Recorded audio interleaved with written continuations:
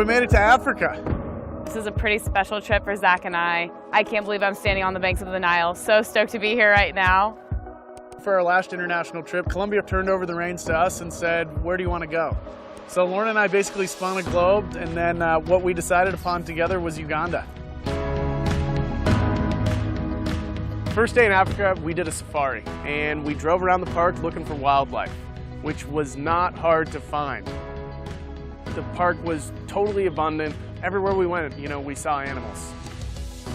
It was cool to, be checking out, animals that I've been studying since I was a kid, animals that are in the alphabet book that, you finally get to see out in the wild, and it was pretty incredible. Just seeing all of these animals kind of in motion, we see photographs and video and all those things, but to actually see these animals living and being and moving in real life, that was definitely the highlight for me.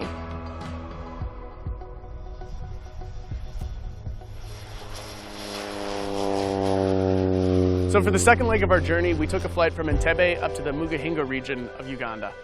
We went on a cultural hike with the Batwa people.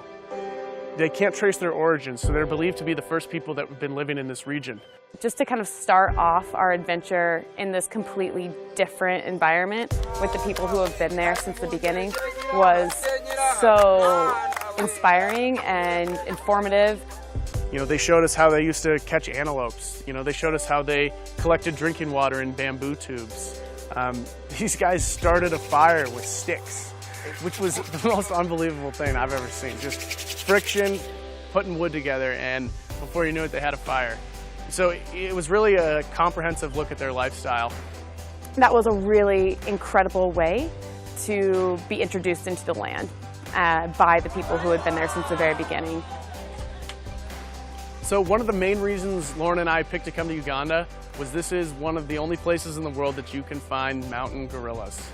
So we went out with a crew of Ugandans, and so we started our hike.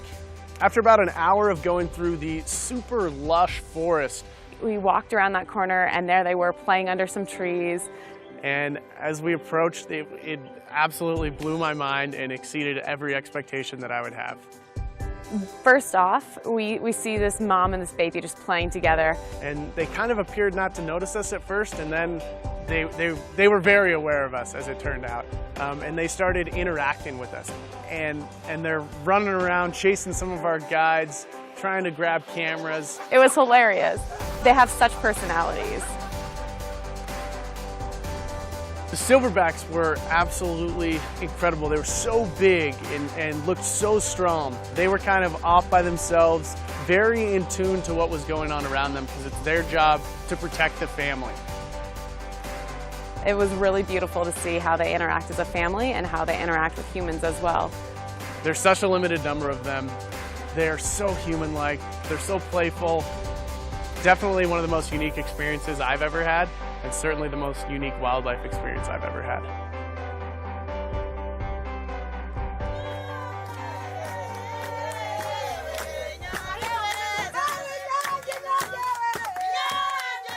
We did this trip justice. I didn't just visit, but we traveled. We saw, we interacted, we learned, and we grew.